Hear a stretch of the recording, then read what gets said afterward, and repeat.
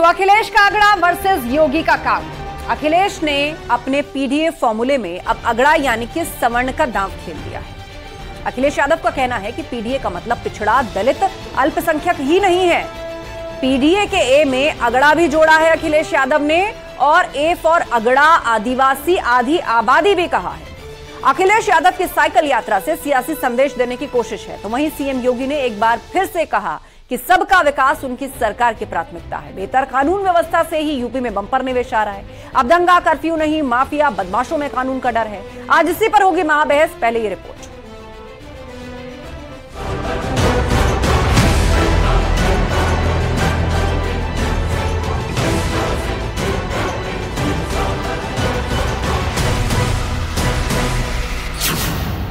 अखिलेश की साइकिल यात्रा कितना होगा फायदा? आज की डेट में इंडिया गठबंधन पूरी तरीके से एक है। पानी में लाठी मारेंगे तो पानी अलग नहीं होगा। अखिलेश यादव जी जन जागरण अगर कर रहे हैं तो उसका स्वागत किया जाना चाहिए। अखिलेश यादव जी अपने दल को मजबूत करने के लिए साइकिल यात्रा निकाल रहे हैं। इंडिया गठबंधन को उससे मजबूती मिलेगी। हम सब को एक दूसरे के साथ हैं। पीडीए का नया फुल फॉर्म, अगड़ों का नेता कौन? ए डिफाइन लो, ए भगवान, पिछड़े, दलित, ए फॉर अगड़ा। ए डिफाइन लो, ए भगवान, पिछड़े, दलित, ए फॉर अगड़ा। 24 की लड़ाई सवर्ण वोट बैंक तक क्यों आई?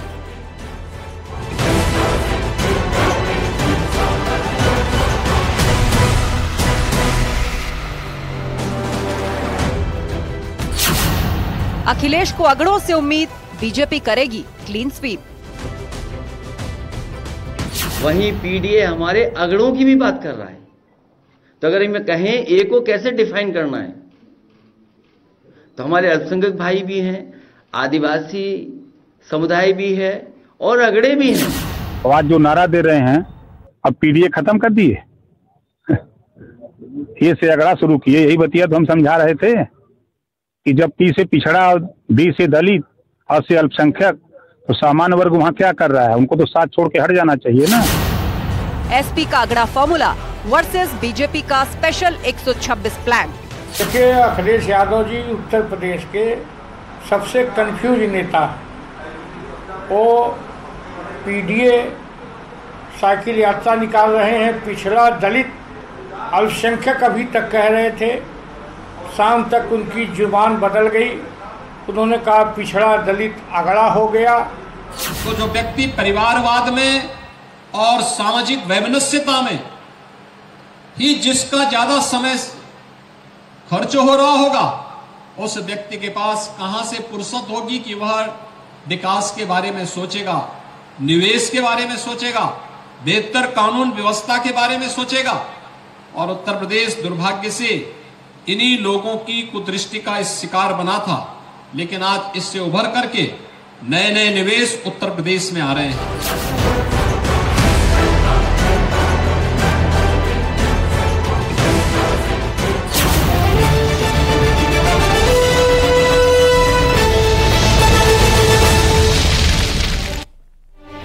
और अब वक्त है महाबहस के सवालों का। एक एक करके वो सवाल आपके सामने रख देते हैं जो आज डिबेट में हम पूछने जा रहे हैं। और सवाल नंबर एक ये कि अगड़ों से आशा, बदली पीडीए की परिभाषा। आखिर समाजवादी पार्टी को ऐसी क्या जरूरत पड़ गई कि उस पीडीए का फॉर्मूला, उसकी डेफिनेशन को ही चेंज कर दिया गया?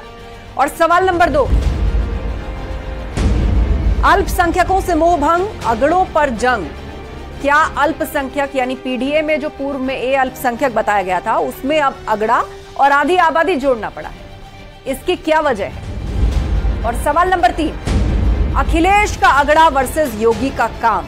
तो क्या उत्तर प्रदेश में जो जंग है वो इन दोनों के बीच में होने जा रही है? एक तरफ पीडीए की नई परिभाषा जहां पर अगड़ों को जोड़ने की बात की जा रही है, और दूसरी तरफ यूपी सरकार का काम यानी योगी आदित्यनाथ का काम। चर्चा के लिए हमारे साथ गेस्ट पैनल जुड़ चुका है। हमारे साथ अनिला सिंह जी हैं, बीजेपी प्रवक्ता, प्रदीप भाटी जी हैं, समाजवादी पार्टी के प्रवक्ता, मनीष हिंदवी जी जुड़ गए हैं, कांग्रेस स्पोक्स पर्सन, सुभाष चंद्र यादव हमारे साथ हैं, सुभाषपा प्रवक्ता, और मेहताब उस्मानी साहब हमारे साथ हैं, मुस्लिम स्कॉलर।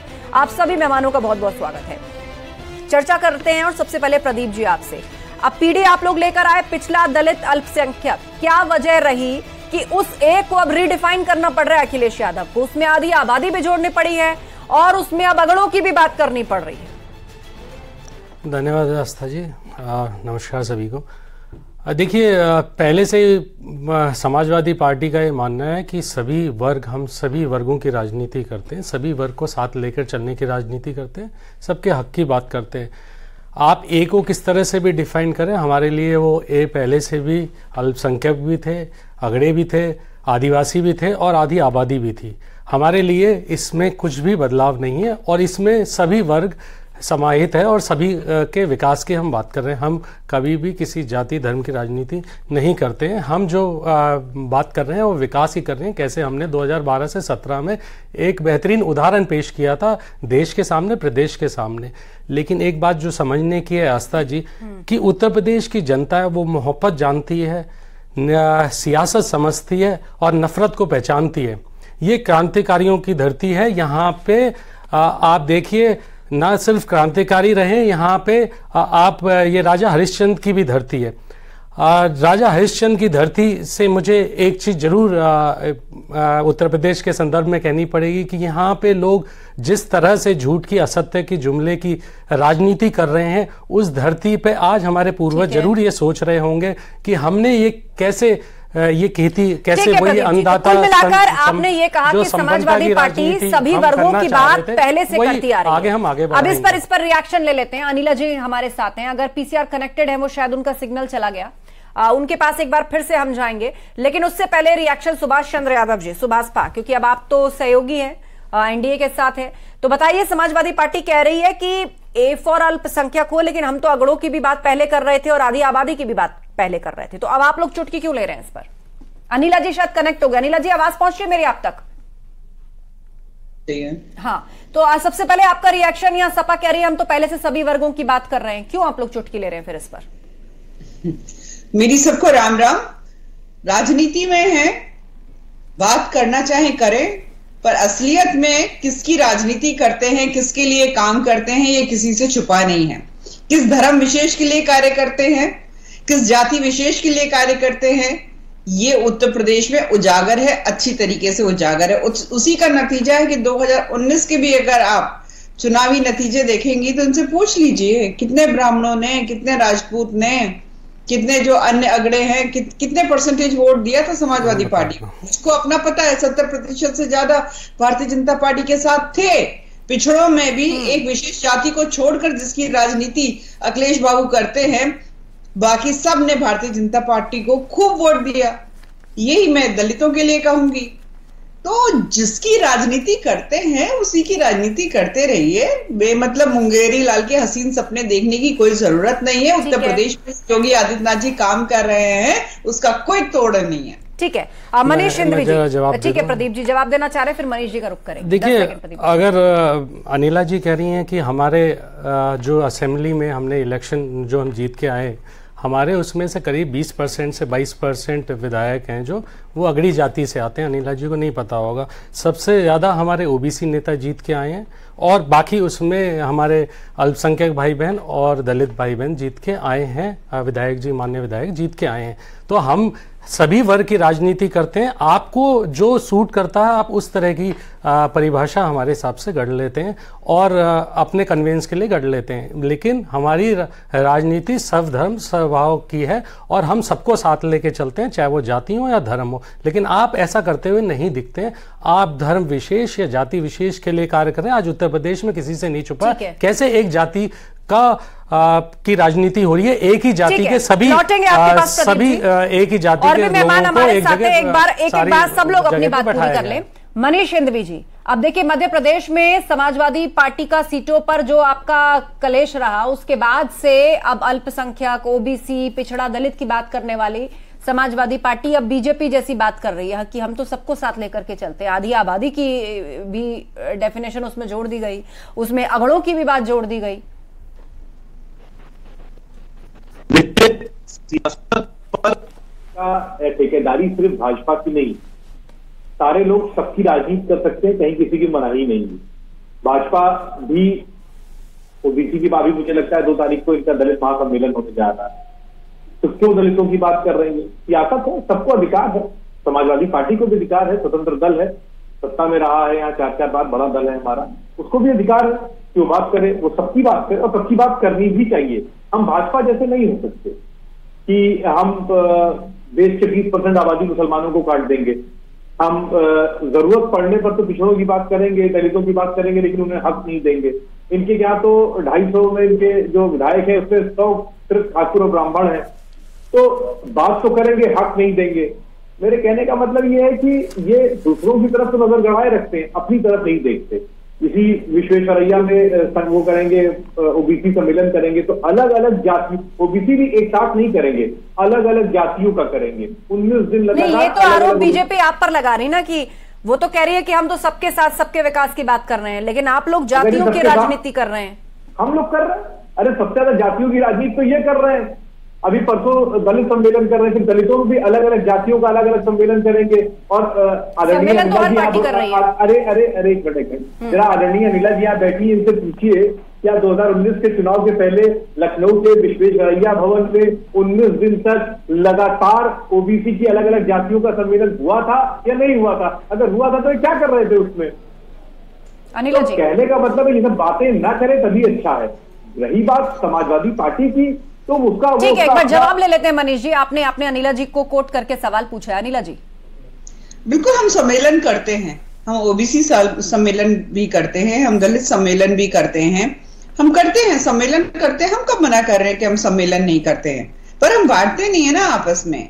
हम ये कहते हैं कि एकजुट रहो। ओबीसी के सम्मेलन में आदरणीय अनिला जी ये बताइए, अरे मैं आपके बीच में दिन तक अलग अलग लोगों का सम्मेलन किया था या नहीं किया था? अगर किया था तो क्या ओबीसी को बांटने की आप अपने नंबर का इंतजार कर लीजिए। आप सोच रहे हैं आप मेरे ऊपर से बोलेंगे तो मैं आपको बोलने दूंगी ना, आपकी बात जाएगी ना मेरी बात जाएगी। मैं तो कह रही हूँ कि हम बिल्कुल डिनाई नहीं करें, मना नहीं करें, बिल्कुल सम्मेलन करते हैं। भारतवर्ष की सत्यता है जातियां, परंतु दुख जब होता है राजनीतिक दल जो है उनको अपने फायदे के लिए इस्तेमाल करते हैं। भारतीय जनता पार्टी जो है इस समाज को जाति और धर्म के आधार पर बांटती नहीं है। हाँ, उनको आगे बढ़ाने का काम जरूर करती है और बिल्कुल ये कहती है कि एकजुट होकर रहो। एकजुट होकर रहोगे तो ताकत बने रहोगे, नहीं तो बिखर जाओगे। ठीक है, नहीं समझ में आता तो दाएं बाएं देख लें अपने। तो यहाँ पर यह है कि बिल्कुल जातीय बिल्कुल एक सत्यता है। और 2019 के चुनाव में जिस प्रकार से वोट हमको मिला है वो अपने आप का एंडोर्समेंट है। मोदी जी जो कह रहे हैं अलग अलग जातियों के सम्मेलन करेंगी, अगड़ों में अलग अलग करेंगी और बता रही कि हम सबसे एकजुट होने की बात भी करते हैं। ठीक है, आप दोनों आपसी बात विवाद में मत पड़िए, आपसी बात विवाद में मत पड़िए। हमारे बीच में सुभाष चंद्र यादव जी भी हैं और मेहताब उस्मानी जी भी हैं। ठीक है मनीष जी, मैं आऊंगी आपके पास। मेहताब उस्मानी जी बताइए, समाजवादी पार्टी मुख्य विपक्षी पार्टी है, आप उत्तर प्रदेश की बात करें तो यहाँ तो ए फॉर अल्पसंख्यक कैसा लग रहा है प्रायोरिटी लिस्ट में बहुत पीछे रह गया है। अब उसमें अगड़ों की बात पहले हो रही है, अब उसमें आधी आबादी का भी जिक्र हो रहा है। मैडम मुझे एक बात पूछनी है, अगर अखिलेश यादव जी 3 ए ले लेते हैं, एक अल्पसंख्यक का, एक अगड़ों का और एक आदिवासियों का, तो कोई तकलीफ नहीं होनी चाहिए मुझे लगता है किसी और पार्टी को। नहीं, ये लाइन चेंज हुई है मेहताब जी। सवाल ये है कि लाइन चेंज हुई है। पहले तो पिछड़ा दलित अल्पसंख्यक था, अखिलेश यादव खुद चिल्ला रहे थे हाँ मैं शूद्र हूँ। आज उनको बताना पड़ रहा है कि ए फॉर अल्पसंख्यक भी है, ए फॉर अगड़ा भी है और ए फॉर आधी आबादी भी है। मुझे तो बोलने नहीं देते। पहला ये था अल्पसंख्यक का, वो अखिलेश यादव के साथ है। दूसरा है आदिवासी का, ये वो अखिलेश यादव के साथ है। अब तीसरा अगड़ों का। अगड़ों की कोई दुश्मनी थोड़ी है अखिलेश यादव से कि वो उन्हें वोट नहीं देंगे। भाई पिछली बार जब सरकार पूर्ण बहुत में थी तो जाहिर सी बात है अगड़ों ने भी दिए होंगे वोट, तो वो सबको साथ लेके चले, तो इसमें प्रॉब्लम क्या है? आप भी तो कहते हैं सबका साथ सबका विकास, ऐसे अखिलेश यादव सबको साथ लेके चल रहे हैं। जी आस्था जी, आस्था जी, हमारे राष्ट्रीय अध्यक्ष माननीय ओम प्रकाश राजभर जी कहते हैं कि जाति है कि जाति नहीं। जब तक तहसीलदार जाति प्रमाण पत्र पर ठप्पा देके मारते रहेंगे तब तक उत्तर प्रदेश ने वरन पूरे भारतवर्ष के अंदर जातिगत राजनीति होती रहेगी। जातिगत राजनीति को ध्यान में रखकर ही कई दल बने हैं और जातिगत राजनीति को ध्यान में रखकर ही विधानसभा के लोकसभा के टिकट दिए जाते हैं। और जहां तक अखिलेश यादव जी की पीडीए की बात, अखिलेश यादव जी बहुत सम्मानित नेता है, पूर्व मुख्यमंत्री भी रहे हैं, एक पार्टी के राष्ट्रीय अध्यक्ष, लेकिन पीडीए पंचर है दिमाग से अखिलेश यादव जी और पूरे कंफ्यूज नेता है अखिलेश यादव जी।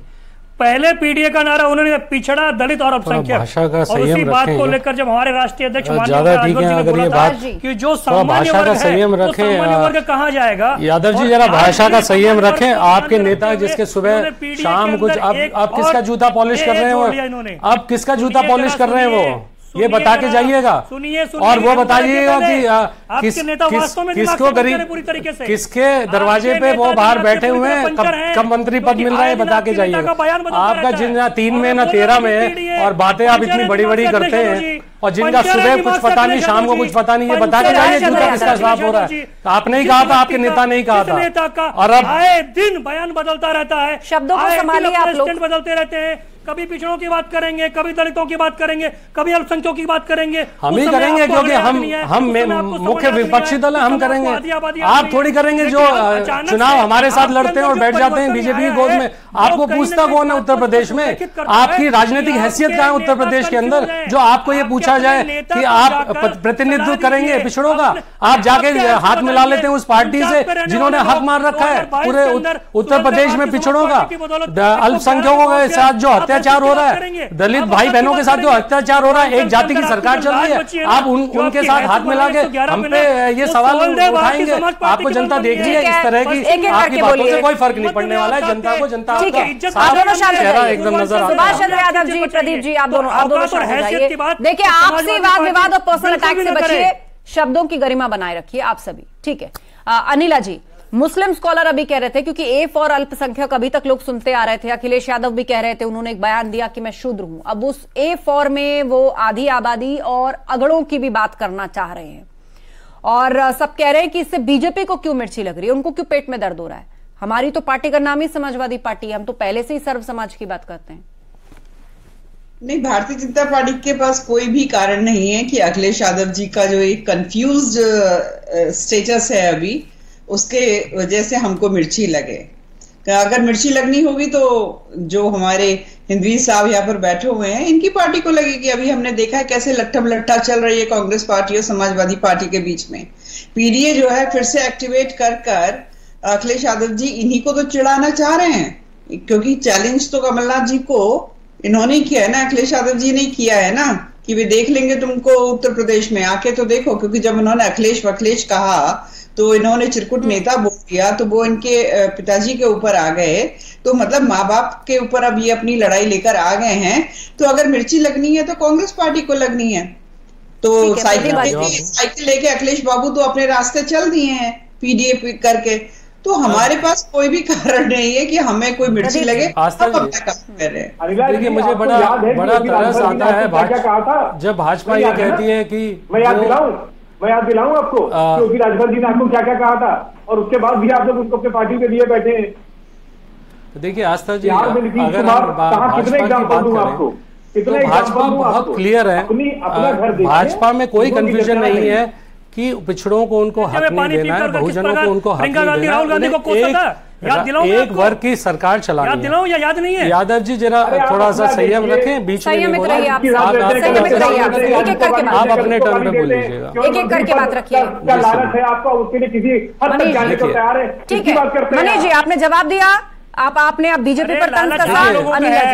आस्था जी, भाजपा का जो असली चेहरा है वो सन 1989 से वैसा ही है, बस इसमें अलग अलग फ्लेवर्स वो ऐड करते रहे हैं।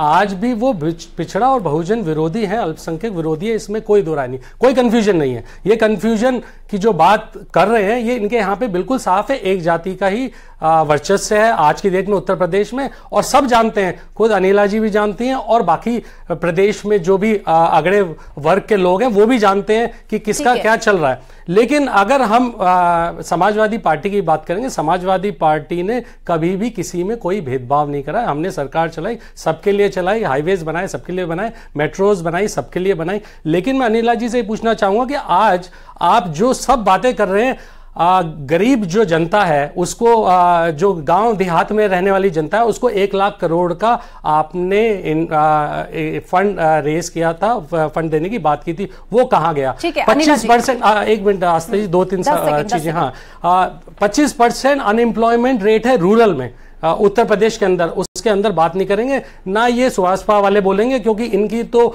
जिस दिन मंत्री बनने की इनकी बात खत्म हो जाएगी, लौट के हमारे पास भी आएंगे, इनका कोई भरोसा है नहीं। तीसरी बात जो मैं एक और इंपॉर्टेंट बात है, एक सेकंड और आस्था जी, जो मोस्ट इंपॉर्टेंट बात है, फूड इन्फ्लेशन 10% के ऊपर है और CFPI 11.5% है पूरे देश के अंदर।